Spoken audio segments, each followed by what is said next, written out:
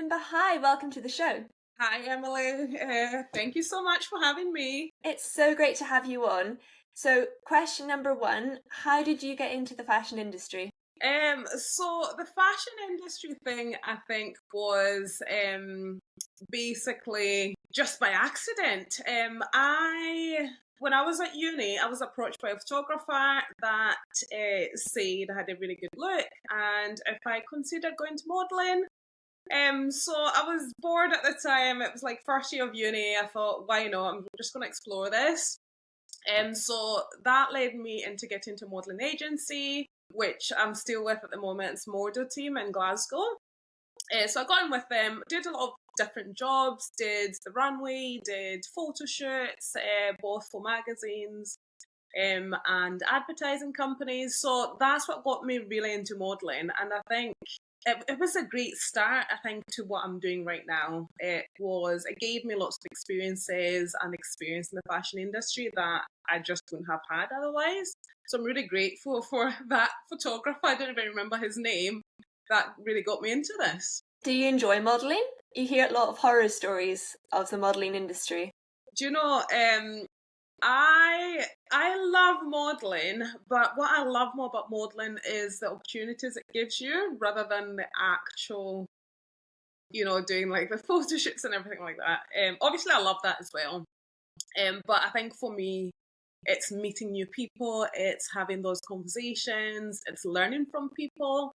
And obviously a byproduct of that is getting some lovely photos at the end of it, and that's great. But I think what I love about it most is the people it gets you in contact with and people that you get to meet and learn from.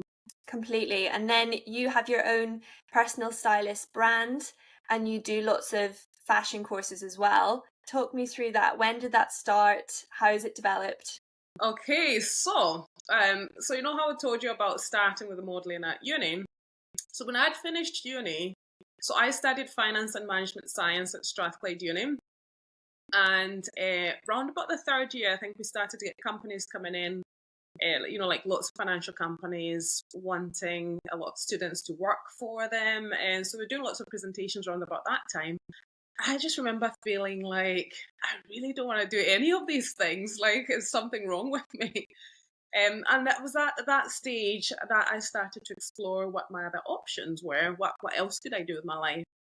And it kind of got me back to square one. It was a starting point, and I was really starting from scratch. So what I'd done is I did a personality test thing, and it tells you what kind of careers would be suitable. And I remember a lot of creative careers coming up. So I remember creative, but also helping people. So I remember personal training was there, nutritionist, interior design, and I started to think there's maybe something in this. So image consulting came up as an option, and I'd never heard of it before. And it really intrigued me. I thought, oh, what's that? And I looked into that, and I realised it was actually very similar to what I was doing at the time. So round about that age, I'd started to tutor upcoming models. A photographer had asked me to do that, so I'd started to tutor them. And I kind of put my own course together, and it was about like the catwalk, how to walk, how to present yourself, and how to appear for castings. It maybe changing your image through hairstyles, all these things that I knew had made a big difference for me with modelling. As you know, I've got short hair, and it was something that my agency had said, well, why don't we try the short hair? It's maybe a really good look for this. So it's stuff I'd implemented as well for the upcoming models. So when image consulting came up, I thought this is exactly the same as what I'm doing with the models, but I would really be doing this with real men and women. Obviously, the models were real as well, but you know what I mean? Like it's sort of something I could do for a career. So that got me excited, and I think I just had this passion in me that I was like, I need to explore this, because if I don't explore this, I'm really gonna just regret it. And I thought, well, I've got my degree, I can always go back to it if I need to. And so I did another course in image consulting in London, and that then I got started, and my business then is Style Me Flawless, which is still obviously my personal styling business now. So that's really how I got into it, and it's done amazingly well. It's still doing amazing. There's so many women coming through the door that need help with different things. whether that's just learning about or discovering their personal style to needing some help with personal shopping, which has then recently also translated into a course. It's like a group program that I do that involves taking women through a 6-week course that they then just discover their personal style, try and get the signature style locked in, and at the end of it just develop this capsule wardrobe that would work for both their personalities and their lifestyles as well.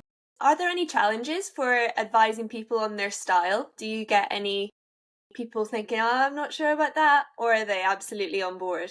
There's two sides to my business, and there is the educational side, which is what I love. I think in a different life I would have been a teacher and maybe just don't have the patience for kids.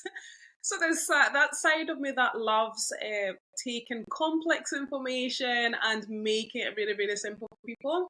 And because that's my passion, a lot of my consultations are geared in that manner. It's very educational. It's trying to get them to really discover who they are, what works. And in order to do that really well, I have to take myself out of the picture. I can't think, I can't force my own style onto my clients. I have to think of who they are as a person, which is actually, it sounds really simple, but it's actually quite a challenge because everybody is so different. What they love and like is so different. And it's really up to me to discover that and really get to the core of that and then help them sort of find that style that relates to who they are. So that bit I love because I think I've honed it quite well now that I can tailor my consultations to suit my clients.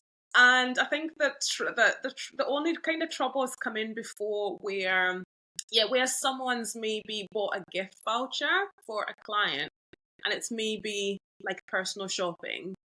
And usually when people do personal shopping, it's because they've already done a consultation, so they understand it, they understand what colours work well for them, they understand what to dress for their shape, they understand how to put outfits together. So when I do the personal shopping after that, it's so much simpler for me because when I suggest something, they know why I'm suggesting that and they know that's going to work. So an example that has maybe been challenging quite recently is, just someone bought a gift voucher and it was just for personal shopping. And it's basically an online personal shopping, so I do both in person and online. And it was online, so what they get is like a lookbook with items that I would recommend for a capsule. So that sounds great in theory, but I think when someone hasn't gone through that process of personal style discovery, they don't understand. Well, they maybe think they do, but maybe don't understand it completely in terms of why I pick the colours and why I pick those styles. It's sometimes, if they're very stuck in, it's maybe a personality thing, if they're very stuck in what they think they like, it can be quite difficult to get them out of that comfort zone to explore new things because all they'll see is pictures and then think, I'm not sure if I like that, I'm not sure if I like that. And with the capsule, it's different because we're not buying individual pieces alone. We're trying to make sure those pieces are working as part of the capsule that they're going to mix and match. And usually it can look quite boring initially. It can look like very neutral, but we do have to start with the neutrals first and then add colour because colour is a nice to have rather than a must have. So I think if people don't understand what we're trying to create, it can sometimes pose a challenge and it takes a lot more convincing for them to take it on board. Yeah, completely. So you are a personal stylist, you'll meet someone in a shopping centre to go through this process with them. Where do you start? Okay, so what tends to happen is people find me either through social media, so Instagram, Facebook, but actually mostly via email because people will Google personal stylist, so I'll come up. So people get in touch with me.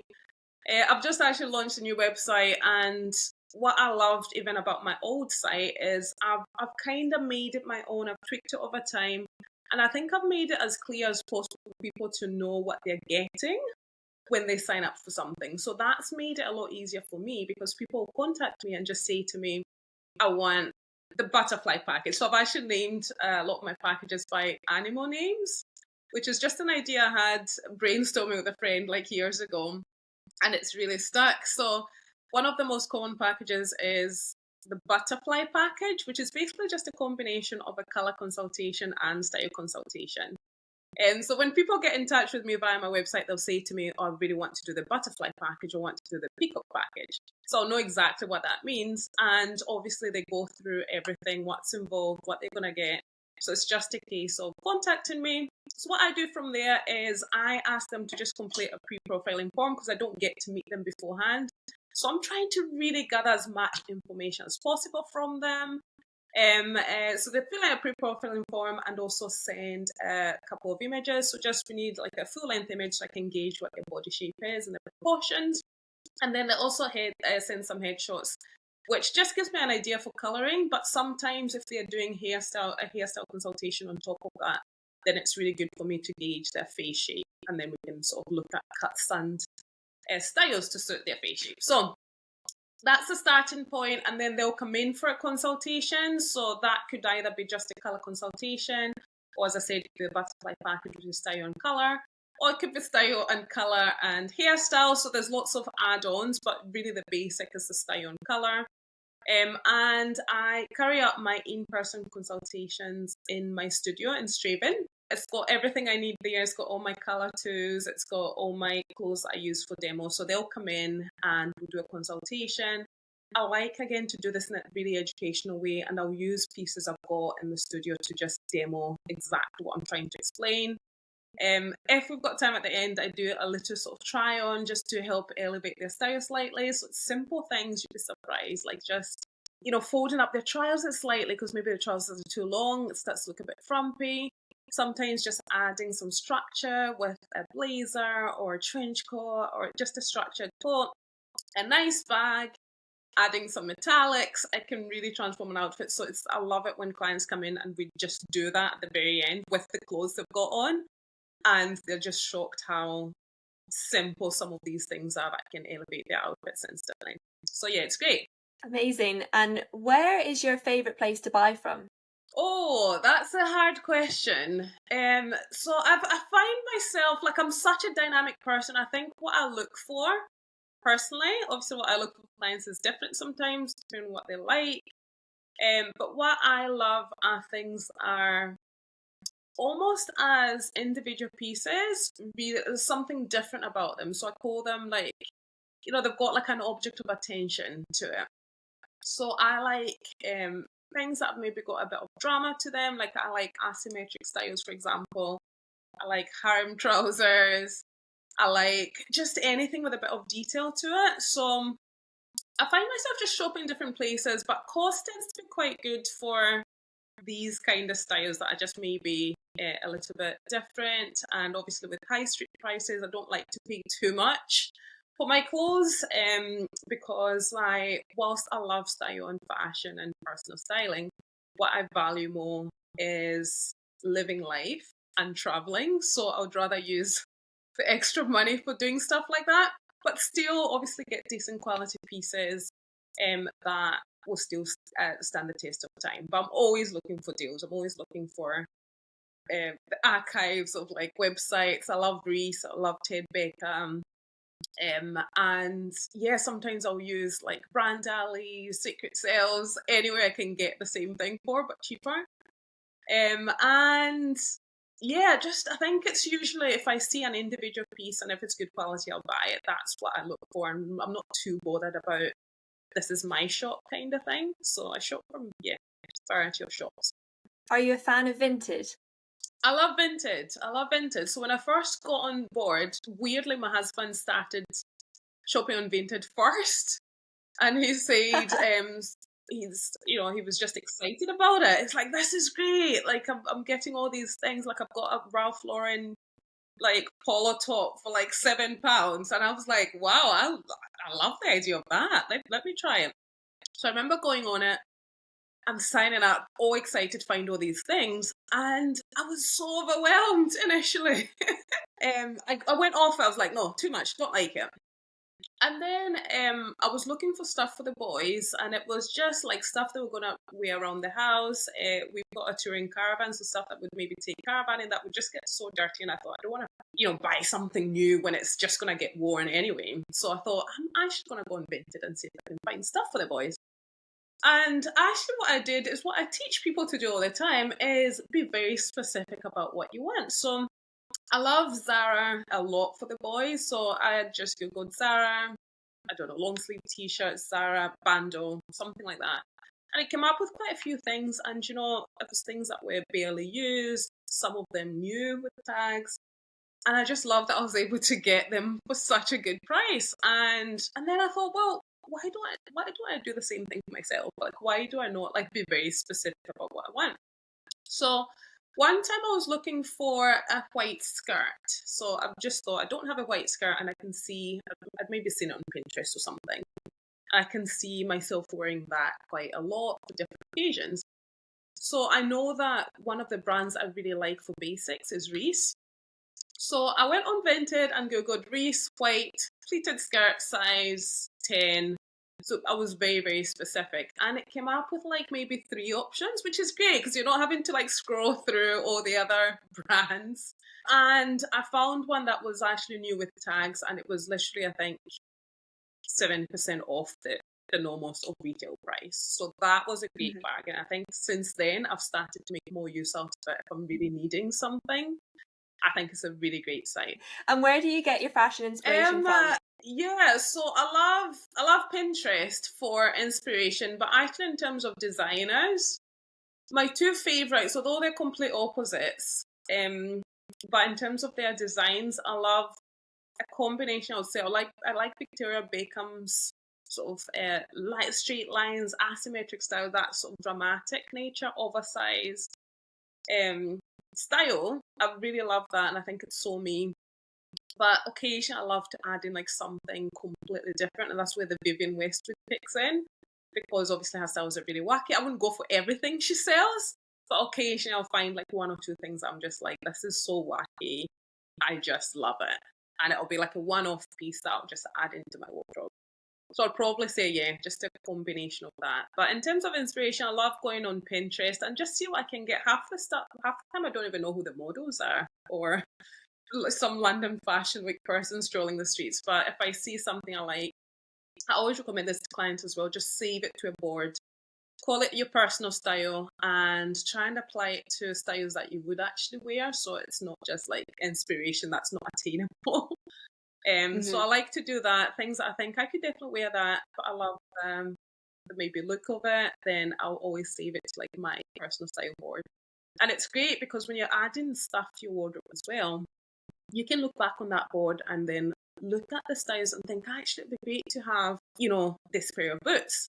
So an example of that is this look that I'd seen, and it was an asymmetric sort of midi blue skirt, a sky blue skirt, and it was a polo neck jumper, probably similar to one I'm wearing, and it was a blazer on top of that. And then this person, or this model, had worn it with grey metallic boots. And I was, because normally, people would wear black boots or brown boots, but the grey metallic boots were just this makes this look, right? This is amazing. So I'd saved it to my board, and I thought I'll need to look for metallic grey boots. So at the time, I'd Googled grey metallic boots, see what could come up. There was nothing that was coming up. And I've still kind of kept it at the back of my mind. I thought, I'll keep looking. And then this year, I Googled, so I was away on holiday and clearly had a bit more time to myself. And I thought, I'm going to just try and Google the grey metallic boots again. So I did that, and then they came up. Kurt Geiger had them on sale. You know how I love sales. It was on sale for literally a fraction of the price. And it was grey metallic, pointed. Literally, it was no question. I bought them instantly because I have been waiting for those boots for the last 3 years. So it was a great thing. That's an example of how you can really use that inspiration to just maybe purchase a few new things that may be outside your comfort zone as well. For sure, yeah. I love that. And you also have published a book. Tell me about that. Yeah, so I published a book in 2016 when I was pregnant with my first boy, and it's called The No Black Project. And at the time, like throughout my career, I always explore, always learn more. And a lot of the stuff I teach my clients is stuff that I've developed myself over time. So I had obviously the basic training, but some of the things I was like, this is actually a thing. Like, if you avoid too much black, you get much more wear out of your wardrobe. So I decided to come up with this concept of just cutting down on the blacks that you've got and exploring with other neutrals to create sort of multiple outfits. So I called it the No Black Project, and I called it a sort of life-changing way to create an effortless mix and match wardrobe, because at the time that's what I was experiencing, was the effortlessness that I had by just wearing less black. And so it's done really well. I still get lots of sales from it. I get like an email from Amazon to say you've got your sales for the month. So I get obviously people buying it from all over the world, which is just amazing that Numba from Glasgow has published this book and it's being read by people all over. But I also get clients that contact me after they've read the books. They'll say to me, I've actually read your book, I love it, I want to book a session with you to just explore this more. So it's always great when I get that feedback as well. Like, it's so surreal to have that, and I just love that I can help people in a different way, because I remember thinking, don't hold back, just give as much as you can, because you're thinking, well, if I give too much, will anyone ever book a session, kind of thing. So I just remember thinking, right, I'm just going to give everything, and you'd be surprised, it's a different way for someone else to learn. Not everybody's going to book a consultation, but equally, some people are just happy to read books and learn from books. So I thought it's another way for me to give back. And it's not a big profit earner, but I think it's just great to have something out there that people can learn from. So you're saying that people who cut down on black in their wardrobe actually find it easier to find things to wear. A lot of people would probably think, I'm going to wear all black because it's easy. Why do you think that actually it makes it more difficult? Okay, so society's drummed into us, wear black, black is slimming, black works with everything, and just buy black. So what I've realised over time is just sort of exploring styling and putting outfits together. Is black's a great colour, don't get me wrong. Like, I love black, I suit black. Some people don't actually suit black, but I actually suit black. So I love it, but I find black only really looks good when you do it as a monochrome. So black and white looks amazing, black and grey, amazing.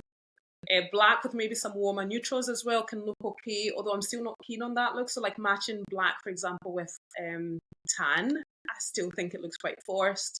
So yeah, as a monochrome it looks great, but also black on black looks great. So when you see someone that looks amazing in black, notice how they've worn it. It's usually as a monochrome or just black on black, and that can look really stunning. But also I find that can look also great if the piece that someone wearing is like a statement piece. So for example, if you notice someone wearing black on black, it's usually the outfit they're wearing, like, it's an amazing piece, right? It's maybe a little black dress for nighttime.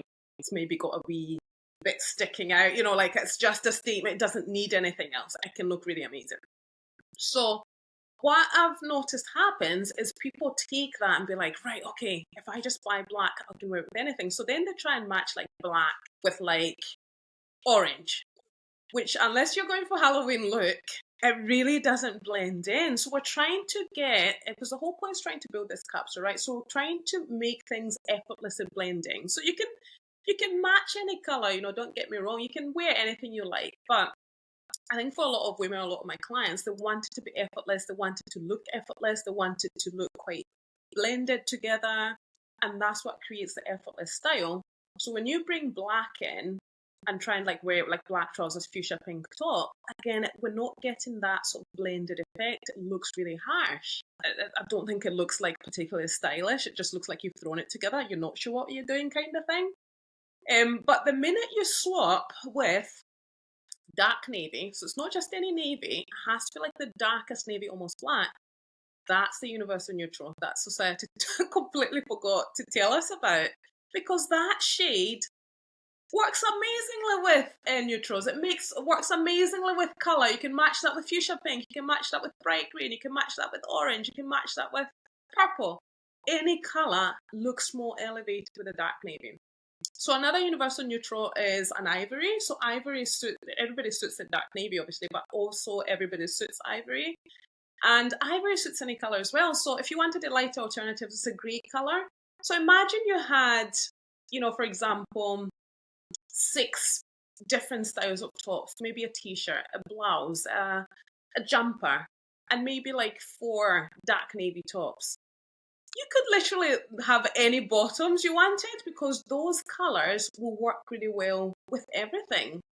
So that's why I always think, well, you don't actually need black. It's a nice to have, I think. I think it's great to have it, maybe a pair of shoes, leather trousers, a bag, but we don't actually need as many pieces as we think we need in black. And actually what we should be having more of is the dark navy and the ivory, which are going to give us access to wear all these other colors or patterns. So for me, if I'm spending the money buying something, I think a better investment is to do it in the other shades because I know I'm going to get more wear out of it. And I just think it looks more elevated. It looks more expensive. It looks great. It looks effortless. And that's exactly what my clients tell me they want. They want the effortless and the elevated look, which, I mean, the color's doing it for you when you do it that way. So yeah, much as I like black, I'm a firm believer that I think if you reduce, not cut it out completely, wear it sometimes, but I think wear it in on its own, where it's monochrome and you're not having to match colour with it. But the minute, I think for clients that want to wear more colour, it's not a great choice for colour. Yeah, completely. No, yeah, it's so interesting, isn't it? Navy's the way to go. So someone's listening to this and they think, okay, I really need to create a capsule wardrobe. What would your advice be to them? Where do they start? So to build a capsule wardrobe, I think you have to start from almost create style goals. Like, what are your goals? Even for like, start off for the next few months. What are your goals? Like, what kind of things are you working on in your life? What kind of events are coming up? And then just do it slowly. So do it in a small section. My recommendation is to actually just buy a random, just a small clothing rail. Just set it up somewhere and start off with pieces that you feel you're going to reach for the next, say, 3 months. So for example, if most of your time you're going to spend working and you have like a navy pair of trousers that you just reach for when it's sort of a work thing, you would have that in your capsule. And then maybe pick another couple of things. So my general formula I teach to clients is the basic capsule formula would be 4 bottoms, 6 tops, and 2 outerwear. So that's the basic. You can also add on to that, but that's the kind of basic. Obviously, dresses are great for a capsule, but they're great as add-ons because obviously you're not getting as much wear from dresses. You're not matching tops with them. So these pieces are more for kind of bottoms, and then you can add dresses on top of that basic capsule formula. So once you have that, obviously that doesn't include accessories. I would maybe add like maybe 3 pairs of shoes, maybe 2 bags, and maybe like 2 necklaces or whatever, some metallics. So if you're starting off with that, it's actually not a lot of pieces. You can put them on your clothing rail. So start off with the bottoms. Even as when you're getting dressed, I always recommend starting off with your bottoms first. And that's because that dictates the occasion, right? So if you're going for like a nice lunch with friends, you're always going to think, well, is it a nice day? Shall I wear a skirt or shall I wear jeans or shall I wear those wide leg trousers or a dress? That's the most important piece that is dictating occasion. So go for that first and then find a top to match that. So for example, if you've picked like navy wide leg trousers, again, it depends on where you're going, especially if you're trying to do the smart casual thing. If you've gone smart in your trousers, I'd always recommend doing the opposite in your top. So, for example, if it's tailored trousers, you'd maybe want to then go for a t-shirt. So dress it down slightly. So t-shirt or jumper. And that will dress it down. And then pick your outerwear. And then always do your accessories last. And that's because you're using your accessories to almost fix your outfit, right? So if your outfit is very patterned, right, you're probably going to wear less pattern your accessories. You maybe go for just a simple metallic necklace. So you're always trying to do the opposite in your accessories. This comes back to like creating your capsule. have your 4 bottoms and make sure the tops that you pick, the 6 tops, match physically the 4 bottoms, and make sure that you're happy with the combinations. So don't just have them on your rail and you've not tried them on. So make sure you try all the combinations, make sure you're happy with that. And then make sure you pick 2 outerwear that also goes with the outfit. So try the different outerwear, make sure you're happy with like 2. So that pretty much creates your capsule. So from that, if you imagine not even having the accessories or the outerwear, you get at least 24 outfits from just the 4 bottoms and 6 tops. So then by the time you change the outerwear, change your shoes, change your bag, change your accessories, literally you've got over 30 outfits, like very easily from having that capsule. So as a starting point, I think if you maybe want to explore, you maybe don't even have time to do a full wardrobe declutter, that's where I would start. And actually doing that will get you excited and it will make you look at your wardrobe in a different way. And it will help you actually take all the clutter away that's maybe not serving you in this season of your life. Yeah, just focus on what you need for like the next season instead of like getting overwhelmed with like all the stuff in your wardrobe. For sure. You also do some makeup courses as well, because I guess makeup's quite a personal thing. How do you advise people? How do you even know what works and what doesn't? Yeah. So with the makeup consultation, it's about, I think, having the technique. So a lot of women that come in, honestly, like look amazing. Like even for the style and color, all my clients look amazing. And, you know, people think, well, if I get style help, it's because I look terrible. No, you don't look terrible. What you're trying to do is to elevate your look. So take it to the next level. Be more mindful about what you're buying. And that's what clients want. They want to take the next level. So sometimes the makeup becomes part of it because it's maybe someone that's sort of stuck in the right, they've always done the makeup the same way. But also things could have changed, and sometimes the change prompts people to get in touch. It could be the skin's maybe a bit more mature, the coloring's changed, they've been on more holidays, so it's maybe more tanned, or they just don't fancy having too much foundation on like they did when they were younger. So I guess the whole experience is maybe trying to add in some new products that work for their skin at that stage of their lives, and also maybe having a technique that's actually easier to do day to day, because I'm aware, you know, like probably like me, a lot of people don't have a lot of time. They want to spend that time in a meaningful way, maybe with family, friends, or they're maybe just busy with work. My whole aim, because that's kind of my values as well, like I don't like to spend time, you know, getting dressed. I don't want to spend too much time to makeup on. So for me, with my consultations, I've honed it in such a way that it's easy to do. You're not spending as much time doing it. I'm not interested. I mean, there's so many fancy ways you can do it and it takes you 2 hours, but nobody's got 2 hours, right? So for me, is can you do your makeup and look decent in 5 minutes? Can you get dressed and put a decent outfit on together in 5 minutes? If you can do that, I think you're winning at life, right? So the makeup's the same. So what I do is I'll teach them how to do it kind of, so 5-minute look. And in this case, it's about, well, what's the priority? What's going to make a big difference, but not having too much on?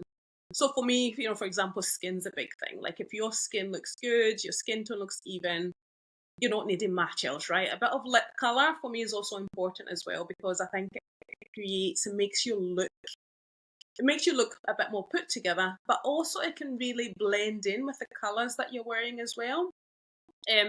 So those 2 things, if you can just do that bit of mascara, you're gonna look put together, right? So that's like a sort of 2-minute look. If you've got a bit more time, I teach clients how to do a daytime look as well. So a daytime look, you've got a bit more time. You've maybe got time for eyeshadow, maybe just some lighter shades, very subtle, and then we do an evening look. But all of it is still very laid back. Like most of my clients live in the country, right? Like you're not going for like a crazy night out in London. So it's just simple techniques that you can always layer more. I always think the technique's important. And then if it's maybe evening, you add a bit more product, maybe go dark on your eyes, but the technique is exactly the same. And I think that's what clients appreciate, is that it's really easy to do.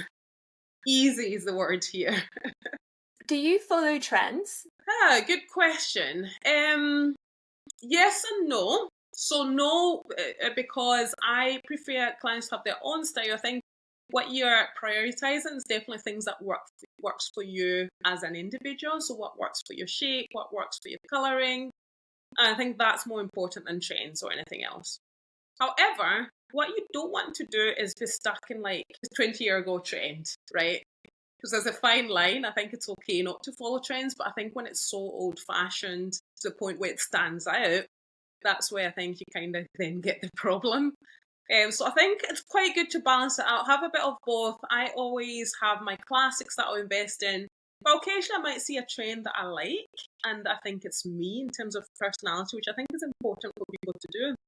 Look at something and you think, actually, I quite like that. It's a bit dramatic, it's a bit in line with me, then why not add it onto your wardrobe? So I do follow trends just because it's my job to do that, just keep up to date, but very loosely.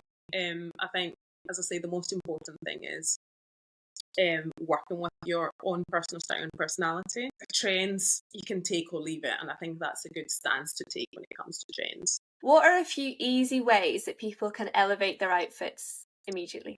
I love that. So there's this formula that I teach in my course. So my course is called Elevate Your Style in 6 Weeks.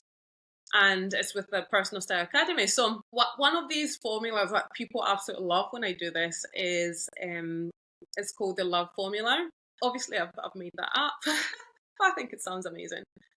So basically, if you can have these elements in your outfit's more likely to look stylish instantly. So you could be wearing the same thing, but then adding these things on will just elevate it. So L is for a line around your torso. So that line could be a cropped jumper or top. It could be tucking something in loosely, like the French tuck from Queer Eye, that kind of idea. I'll give you the line. It could be a waistband line. So any kind of line a wee bit more around the torso rather than closer to your hips is better. So try and implement that. Or sometimes it could be wearing a belt. If maybe something's quite straight, shapeless, just putting a belt on will give you that line that you need. So that's the first one.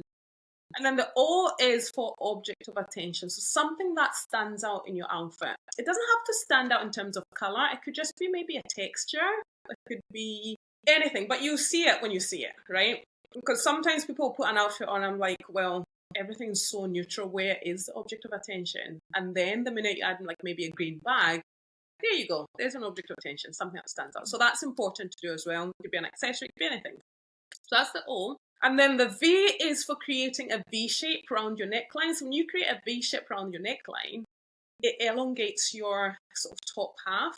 And it just looks like, it looks slimmer and taller, I guess. So it's quite appealing to the eye. So you can have the V by having a V-neck top or V-neck dress. However, you don't always have to do that. Like I quite like my high neck tops just because I'm always told. So another way to add the V would just be wearing that necklace, and that would do the same thing. It would draw the eye down and give you the V that you need. So the other V is to do with your footwear. The more tapered in your footwear is, the more likely it's going to look, again, more elongated and therefore more elevated. So it doesn't have to be pointed. Pointed's great, obviously, but as long as it's just tapered in and not too rounded, it's going to look a bit more elevated in terms of footwear. So that's a V. And then the E is elevate. So things that are instantly going to elevate any look, even if you're wearing leggings, right? So those things are, one, structure. So you need structure from your jackets or coats. So a cardigan's not going to do it. So you need blazers, long lightweight coats, trench coats, anything like that will easily elevate any look, even if you're just wearing like skinny jeans and a t-shirt. The other thing that offers you the structure that you need in your outfit is a structured bag. So instead of going for a squishy bag, a more structured bag will add that structure as well to your look, which will instantly elevate it as well. And the other thing that will elevate, which is still on the E, is your metallics. So you can have other types of jewellery, but I just feel metallics just elevate a look instantly, make it look a bit more polished. So that's one thing I would add on. So that could be stud earrings, it could be a necklace, it could be rings, it could be anything. A watch, anything metallic that you can add to your look. A bracelet, all that will help. So if you can do that, you literally can do that tomorrow. You can do that today. Like literally notice, thank me later, but notice how quickly it elevates your look. I love that. What's the importance of dressing for your body type? I mean, when I trained to do sort of body types, it was the initial like rectangle and oval, pear shape. So it was all these traditional shapes, and I think I remember doing it with clients, and remember feeling really uncomfortable saying it. Like, you've got a rectangle shape. Like, I just think it's not very empowering for women. So since then, I think things have moved on a little bit. So we're now using letters, which I think is better because you don't associate any stigma with the letter, right? It's just the letter of the alphabet. So you get about 7 different body types, give or take. So you get like an 8, for example, which would be like an hourglass. There's actually 2 types of hourglass. You get an X and an 8. And then you've got an H, which would be typically a rectangle. You've got an A, which would be like a sort of triangle, pear. So there's all these shapes that have come in, which are so much better. And I feel like in their descriptions are a bit more accurate as well. So the importance of dressing for your shape, everybody's different. So although I try and narrow it down to a shape, people will be different within that shape as well. Some will have a bigger bust, some will have a smaller bust. The most important thing to do with shapes is to use it as a starting point, but then really look at your individual proportions. Also have an aim, like what are you trying to do when you're getting dressed? How are you trying to come across? Are you trying to wear things that are a bit more fitted? Are you trying to enhance your waist? Are you trying to enhance your legs? Are you trying to enhance your face? So have an aim in mind, and when you have an aim, you can actually work your proportions more than your shape. And when you do that, I think you're more likely to feel comfortable. So, for example, I'm an A shape, which is what would be typically called a pear or a triangle. And one of my biggest things for me is, in terms of dressing, what I call dressing for my shape, is I'm bigger on my bottom half than my top half. So proportionally, I really want to have that balance where like my bottom doesn't look too big, my top half doesn't look too small. So ideally, my aim is to expand my top half so that it equals my bottom half, because there's nothing I can do about my bottom half, but there's a lot I can do in my top half. So my choice of clothes have always got that in mind. So it's not very strict, as in I need to wear this or I need to wear that. Whatever I see has to have that item to it. So the jumper I'm wearing, for example, has got horizontal stripes, which is fine for me because horizontal stripes expand. I'm fine expanding, right? So I'll go for that. If I see maybe a colourful top or a pattern top, great, because I can expand on my top half. If I see huge big lapels, great, because I can expand on my top half. So there on my bottom half, I'm trying to really not add any more because it's already, bigger. So the styles I'll be looking for will be reflective of that. So I'm not going to go for like pockets on my hips. I'm not going to go for a lot of lighter colours. I'll do lighter colours, but maybe only if they're high-waisted and showing off my waist. But if they're just sitting on the low end of my waist, they're obviously going to expand, like white skinny jeans. That will just expand my bottom half. So I am not going to go for that look, right? So I'm always trying to be like, well, what can I do? Well, I'm trying to expand and then pick styles that are in line with that. And for me, that then feels comfortable because I'm receding my bottom half. It's still there and I can see it. Occasionally I'll show it off, but a lot of the time I actually don't want to. I want A-line skirts that just skim over. So by doing that, I feel comfortable and I feel great. And, people think I'm slimmer than I am. I'm really not. And that's the advantage of dressing for your shape, is you're naturally enhancing the bits that you want people to see, i.e. for me, it's my waist or, the bottom of my leg, which is very slim. So then automatically appears, like I look taller or slimmer. Not that I want to do these things, but it's a look that makes me feel maybe more comfortable because I'm not drawing attention to it. I don't want to draw attention to it. Yeah, for sure. You've got to work with what you've got and enhance it. And I think it's so important to understand that. That was a great examples as well.